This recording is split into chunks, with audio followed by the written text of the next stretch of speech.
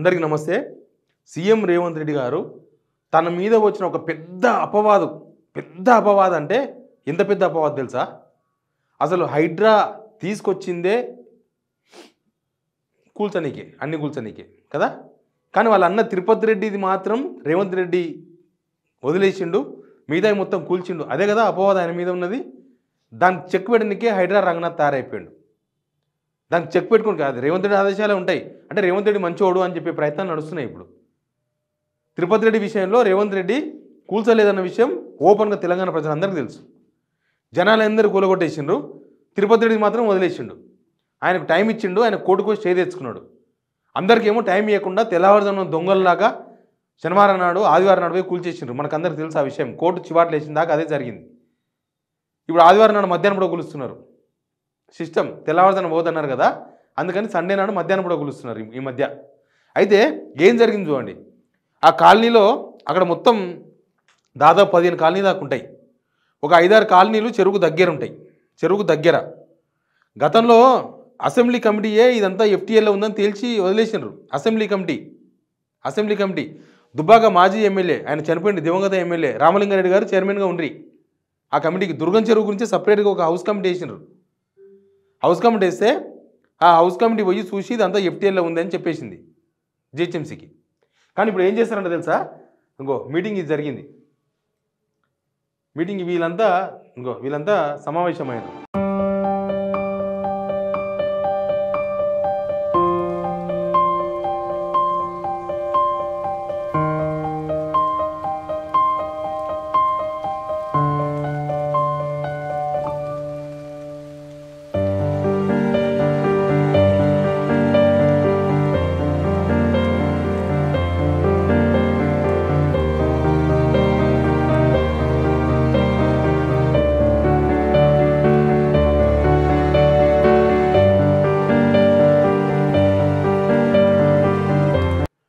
ఆడ అసలు ఏమాత్రం చెరువుల మీద అవగాహన లేకపోయిన వాళ్ళు, హైదరాబాద్ మీద అవగాహన లేకపోయినా సరే పోయి కేబుల్ బ్రిడ్జ్ మీద నిలబడండి. దుర్గం చెరువులో ఇండ్లు ఉన్నాయో లేవో క్లియర్గా అర్థమవుతుంది ఎవరికైనా సరే. దుర్గం చెరువు నుంచి పోతే వాళ్ళకి అందరికీ చెప్తున్నాను నేను, మీరు దుర్గం చెరువు నుంచి లెఫ్ట్ చూడండి, పోతుంటే ఇక్కడ నుంచి అటు సైడ్ పోతుంటే చూడండి, ఇండ్లు మొత్తం దుర్గం చెరువులోకి ఒత్తుకొని వచ్చినాయి. ఆ ఇండ్లలో 2వ లైన్లో ఉన్న ఇల్లే తిరుపతి రెడ్డి ఇల్లు. రేవంత్ రెడ్డి అన్న ఇల్లు, తిరుపతి రెడ్డి ఇల్లు 2వ లైనే. అసలు మిగతా ఈ 6 కాలనీలలో అక్కడ దూరంగా ఉన్న వాళ్ళు ఉన్నవో లేవో ఆ పిక్చర్ లేదో నాకు తెలియదు. కానీ పిక్చర్ అవసరం లేదు, ఏం అవసరం లేదు. తిరుపతి రెడ్డి ఇల్లు ఇంకా అవసరమైతే ఇంకొక 2-3 లైన్లు ఆడ పోతే చెరువులో ఉన్నట్టు ఉంటుంది, కాలనీలో ఉండదు, చెరువులనే నడుస్తున్నట్టు ఉంటుంది. అంత దారుణమైన ఇల్లు ఉంటాయి. ఈ మీటింగ్ జరిగింది. ఈ మీటింగ్ జరిగిన తర్వాత మీటింగ్లు అయినాయి. వాళ్ళు ఏదో పేపర్లు ఉన్నాయి, అందరి దగ్గర పేపర్లు ఉన్నాయి. మీరు పర్మిషన్ ఇచ్చినవి కొలగొట్టారు, పేపర్లు ఉన్నాయి కాదు. తర్వాత ఏం చేశారంటే దానికి ఒక క్లారిటీ ఇస్తారంట వీళ్ళు. అసలు ఈ హైడ్రాని తీసుకొచ్చింది వీళ్ళ క్లారిటీ నీకు ఉన్నట్టుంది. 4 నెలల్లో దుర్గం చెరువు ఎఫ్టీఎల్ వివాదానికి తెరనంట. అంటే 4 నెలల్లో వివాదానికి తెరేస్తారంట. ఈ తెర ఏందో మీకు తెలుసు కదా, ఏమీ లేదు, అవన్నీ ఎఫ్టీఎల్ లేవని చెప్తారు. జనాలే చెరువులు కబ్జాలు చేసిండ్రు.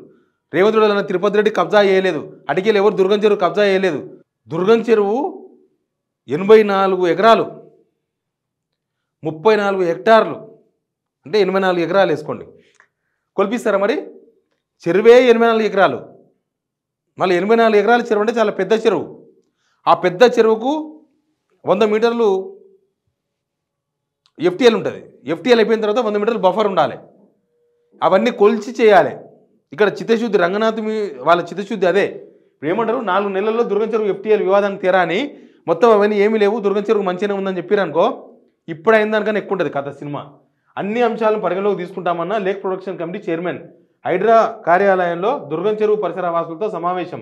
దుర్గం చెరువు ఎఫ్టీఎల్ విషయంలో వివాదాలకు ఆస్కారం లేకుండా 4 నెలల్లో శాశ్వత పరిష్కారం. అంటే ఇంకెవరు రేపనాడు ఇంకో గవర్నమెంట్ వచ్చి కూడా దుర్గం చెరువును కాపాడొద్దు, దుర్గం చెరువును ముంచాలి, దుర్గం చెరువుల ఇండ్లు అట్లే ఉంచాలి. తిరుపతి రెడ్డి ఇల్లు జాగ్రత్తగా ఉండాలి, పేదల ఇల్లు మాత్రం కూలగొట్టాలి. తిరుపతి రెడ్డి చాలా పేదోడు కదా, అందుకని రేవంత్ రెడ్డి మంచోడు, వాళ్ళ అన్న ఇల్లు ఎఫ్టీఎల్లో లేదు, అందుకే సామాన్య జనాలు చెరువులు కబ్జా చేసిండ్రు, కాబట్టి రేవంత్ రెడ్డి మంచోడు కాబట్టి వాళ్ళ ఇల్లు కూలగొట్టేసిండు అని చెప్పే ప్రయత్నాలు నడుస్తున్నాయి. ఇప్పుడు సినిమా ఇక్కడ ఉంది. ఆడ 84 ఎకరాలు కొలుసండి, కొలిచి దానికి ఎఫ్టీఎల్ ఏంది బఫర్ లేని పెట్టండి, పెట్టిన తర్వాత నాలంటను విలువండి, నేను చూపిస్తా, తర్వాత రేవంత్ రెడ్డి అన్న తిరుపతి రెడ్డి తప్పు చేసిండో లేదో చూపిద్దాం, ఎఫ్టీఎల్లో ఉందో లేదో బఫర్లో ఉందో లేదో తెలుస్తుంది. సామాన్య నీళ్ళ కాడికి వచ్చే వరకేమో మీరు ఎఫ్టీఎల్ లెక్క పెట్టకుండా బఫర్ లెక్క పెట్టకుండా కూల్చేసిండ్రు, అసలు నోటీసులు లేకుండా కూల్చేసిండ్రు. ఈయన చెరువుకు మాత్రం ఎఫ్టీఎల్ లేదంట, బఫర్ లేదంట, ఇప్పటి వరకు దుర్గం చెరువుకు మాత్రం లేదు. పాపం తిరుపతి రెడ్డి రాలే, ఫస్ట్ నుంచి తెలంగాణ ఉండి నడిపిస్తుంది తిరుపతి రెడ్డి. ఫస్ట్ నుంచి ఆయన ఇల్లుకు నోటీస్ ఇవ్వగానే మిగతా వాళ్ళు అందరు పోయి కోర్టుకు పోయినారు, తర్వాత ఈయన కోర్టుకు పోయిండు. వాళ్ళకి స్టే వచ్చింది, ఈయనకు స్టే వచ్చింది. ఇప్పుడు వీళ్ళ దగ్గరికి వాళ్ళ కాలనీవాసులు అందరిని పంపించిండు, తిరుపతి రెడ్డిని పంపలే. ఎందుకంటే తిరుపతి రెడ్డి ఆయన సీఎం కదా, డిఫాక్టివ్ సీఎం, ఇంకా అట్లే నడిచిపోతుంది. అంటే రేవంత్ రెడ్డికి రూల్స్ వర్తించవు, రేవంత్ రెడ్డి అన్నకు రూల్స్ వర్తించవు, మిగతా జనాలు మాత్రమే రూల్స్ పాటించాలి. అన్న రూల్స్ పెడతాడు కానీ పాటించాడు. సినిమా డైలాగ్ ఉంది కదా, అట్లుంటుంది రేవంత్ రెడ్డి.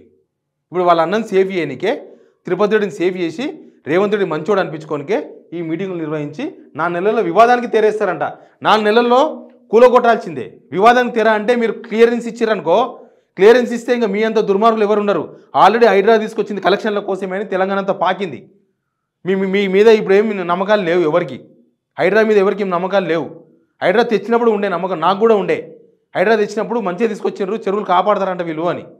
తర్వాత మీరు చేసిన ఘనకార్యాలకి అక్కడ అక్బరుద్దీన్ కాలేజీని కూల్చకుండా, తిరుపతి ఇల్లు కూల్చకుండా, సామాన్య జనాలు ఇల్లు కూల్చినప్పుడు అర్థమైంది మీరంతా ఇది తీసుకొచ్చింది. అక్కడ వాసవి వాళ్ళే కూల్చకుండా నల్లచెరువేనా అది కోకటిపల్లిలా వాసవి వాళ్ళు చెరువులో కట్టినరట, మళ్ళీ ఎందుకు కూల్చలే?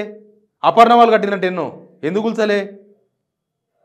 ఇవన్నీ ఎవరు సమాధానం చెప్పాలి? జనాలకు ఎవరు సమాధానం చెప్తాడు? హైడ్రా రంగనాథ్ సమాధానం చెప్తాడా? రేవంత్ రెడ్డి సమాధానం చెప్తాడా? ఒక తిరుపతి రెడ్డి ఇల్లు కాపాడుకొని రేవంత్ రెడ్డి మంచోడని చెప్పుకునే ప్రయత్నాలు చేస్తే జనాలు సాధించారు మేము. ఈ కార్యక్రమంలో మొత్తం 6 కాలనీలకు చెందిన ప్రతినిధులు పాల్గొని వారి వద్ద ఉన్న సమాచారం లేబర్ ప్రొడక్షన్ కమిటీ చైర్మన్కి అందజేశారు. ఇదే కమిటీలు, ఇవే కాలనీల ప్రతినిధులు హౌస్ కమిటీ కూడా ఇచ్చిర్రు. 2001, 2002లో హౌస్ కమిటీ, ఆ హౌస్ కమిటీకి అప్పుడు కూడా ఇచ్చిర్రు వీళ్ళు. వాళ్ళు ఇచ్చినాకనే కదా మొత్తం కూల్చి 2000 సంవత్సరంలో మొత్తం వాళ్ళ ఇళ్ళన్నీ నీళ్ళు మునిగిపోయినాయి. హౌస్ కమిటీ ఇంకా కారణం చెప్తున్నా.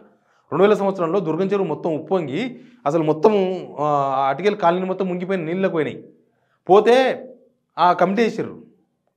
ఆ కమిటీ వేస్తే దానికి చైర్మన్ ఆయన దుబ్బాక రామలింగారెడ్డి గారు, ఆయనతో పాటు ఎమ్మెల్యేల కమిటీ వేస్తే వాళ్ళందరూ పోయి చూసి 2 నెలలు పరిశీలించి ఇవన్నీ ఎఫ్టీఎల్లో ఉన్నాయి, ఎందుకు నీళ్ళు వచ్చినాయని తేల్చేసారు. ఇంకా హౌస్ కమిటీ తేల్చిందని కూడా మీరు తేల్చలేదనుకో, ఇంకా మీ 25 ఏళ్ల కాలంలో లేబర్ ప్రొడక్షన్ కమిటీ ఏనాడు మా వాదన వినిపించలేదు. ఎందుకు వినలేదు? హౌస్ కమిటీ మీ వద్దకు వచ్చినది, ఎమ్మెల్యేలు హౌస్ కమిటీ అది. 2000 సంవత్సరంలో భారీ వర్షాలకు చెరువులు నిండి చుట్టుపక్కల పరిసర ప్రాంతాల్లో వరద నీళ్ళు వస్తే దాన్ని ఎఫ్టీఎల్ అంటున్నారని అప్పటి నుంచి వివాదం నెలకొందని అన్నారు. మరి మిగతా వల్ల ఏంది నాయన గురువిందా? మిగతా వల్ల ఏంటివి? మిగతా వల్ల నీళ్ళు వచ్చినాయని చెరువులు అని చెప్తే తెలుసారు మీరు? మొన్న చెరువులకు నీళ్ళు ఇండ్లు పోయినాయా, ఇండ్లకు చెరువులు వచ్చినాయని మీరే కదా స్టార్ట్ చేసింది. అందరి వాదనలు పరిగణలో తీసుకుంటామని, శాస్త్రీయ పద్ధతులు పాటించి ఎఫ్టీఎల్ హద్దులు నిర్ధారిస్తామని, అంటే అన్ని చెరువులకు ఎఫ్టీఎల్ ఉన్నాయి, దీనికి మాత్రమే ఎఫ్టీఎల్ లేవు, ఇప్పటిదాకా హద్దులు నిర్ధారిస్తారంట. మరి ఏమి తేల్చకుండానే ఇండ్లు ఎందుకు కూర్చున్నారు రంగనాథ్ గారు? ఏమి తేల్చకుండా ఎందుకు కూల్పించారు రేవంత్ రెడ్డి గారు? ఇదంతా కూడా ఒక డ్రామా. దేనికోసం డ్రామా అంటే తిరుపతి రెడ్డి ఇల్లు అఫీషియల్గానే ఇది ఎఫ్టీఎల్లో లేదు అని చెప్పి తేల్చేందుకు ప్రయత్నాలు చేస్తున్నారు. దీనిలో రేవంత్ రెడ్డి తప్పేం లేదు, ఇది మంచిగానే ఉన్నదని తేల్చే ప్రయత్నాలు చేస్తున్నారు. మీ హైడ్రా మీద విశ్వాసం పోయింది, మిమ్మల్ని ఎవరు నమ్మేటట్టు లేడు. దీని తర్వాత హైడ్రా మీద అటాకులు ఉంటాయి మీరు కనుక ఇది క్లియర్ అని ఇస్తే. ఎందుకంటే హౌస్ కమిటీ ఇచ్చిన రిపోర్ట్లు ఉన్నాయి, మీకు పంపమంటే పంపిస్తారు రంగనాథ్ గారు. అవన్నీ తప్ప హౌస్ కమిటీ అబద్ధం చెప్పిందా? అబద్ధం చెప్తే అప్పుడున్న ఎమ్మెల్యేలు ఉన్నారు, వాళ్ళకి శిక్ష చేయాలి ముందు. కాబట్టి ఇక్కడ రేవంత్ రెడ్డి సేఫ్ గేమ్ ఆడుతున్నాడు.